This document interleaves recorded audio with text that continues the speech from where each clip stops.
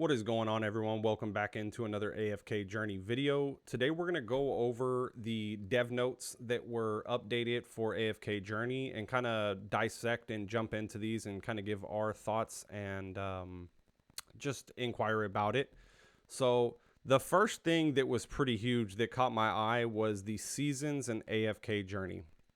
So in the developer update article, the developers for AFK Journey announced that they will be introducing seasonal content to AFK Journey, with the first iteration being sometime in May 2024. So next month, we're almost there already, just that quick. There is not much information on the seasonal content in regards to how long the season will last or what players can expect. But here they break down a little bit of what is expected based on the information that has been given. So the main points of this is basically there will be new areas, new story, seasonal progression will include seasonal artifacts, seasonal equipment, resonance level, and seasonal items. The first thing that stood out to me on this was it sounds a lot like a Diablo season, honestly. If anyone has played like Diablo before, it sounds like that, or like other gacha games. To put into perspective, there's another gacha game called Ulala. That one also had like seasonal achievements and seasonal things that would work off of, I think it was every month, and then it would change out like costumes and items and stuff like that. So when I look at this, I'm seeing like resonance level and seasonal equipment and artifacts and stuff like that.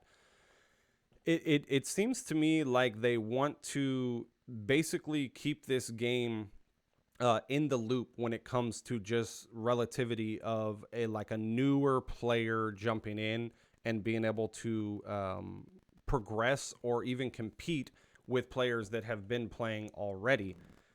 With artifacts, I'm not sure how that would work. They could change them up, I guess, than what we already have. Like the artifacts that we have already, I feel like have very specific value to them. So I'm kind of curious to see what it is that they can actually bring to the table in regards to artifacts. As for equipment, obviously we can have equipment that are more geared towards like Graveborn, that are geared towards like factions and stuff like that, like the different factions in the game. But then that would bring up the question, can we interchange equipment? Are we going to get like an actual inventory of it? Because right now, the way that the resonance works is basically whatever your strongest piece of equipment is just stat based. Like it's just literally number based on there. There's no reason to, there's no like 110 glove versus another 110 glove that you would use for like an archer or a tank or anything like that. So that brings up like a whole different menu, I would assume, to where we would be able to interchange this equipment and use different equipment on specific characters or specific like roles. So I'm interested to see that.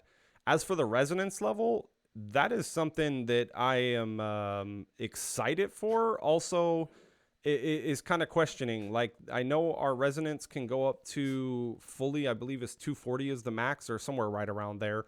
So are we going to have it to where it just resets and we keep like the current 240 and then we build off of that every single season to see how high we can get in there? So there's like no cap to residence every season, or there is a cap, but it's something outrageous like 999 or like 1,000 or something like that. I'm not too sure, because as of right now, like the progression for free to play is I'm on day 9 or 10, like somewhere right. I think I'm on day 10, and I'm sitting around like 100 resonance, maybe 110 on 2 or 3 characters. But it begs to question, what is that going to entail? So I'm excited to see a little bit more on that. When it comes to updates to existing gameplay modes, I'm assuming that we'll have like updates to the honor duels. We'll have updates to maybe different events and stuff that could go in arena. We'll have updates to our daily bosses and stuff like that, to where maybe they'll add more daily bosses down the road. For each season is going to have like 2 or 3 new daily bosses that have different tactics and everything to use against them. Also right here, it says tactical moves in every battle. So I'm assuming that they're talking about like the little items and stuff that are sorted around the field, like this little log or the freezing turrets and explosive barrels, stuff like that. So that'll be interesting, because that kind of takes away the autoplay aspect of the game, that will actually have to be interacting with those certain items on the field. So pretty interesting stuff on that.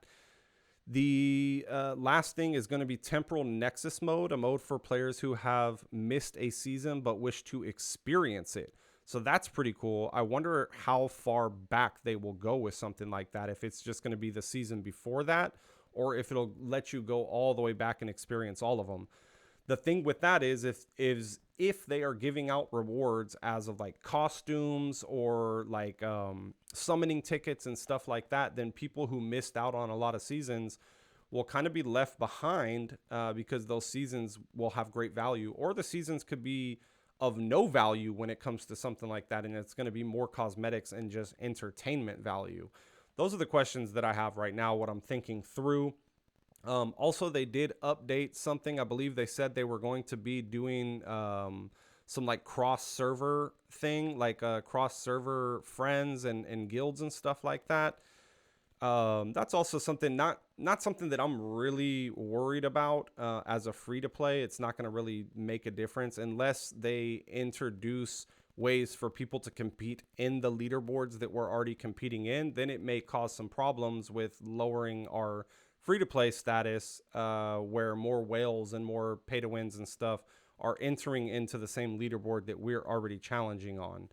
As of now, I've felt like I've comfortably gotten top 100 in every leaderboard that there is at the moment. Maybe arena, I'm lacking in that. Maybe I'm like 150, but overall, I haven't felt too depleted as a free to play character, as a free to play player.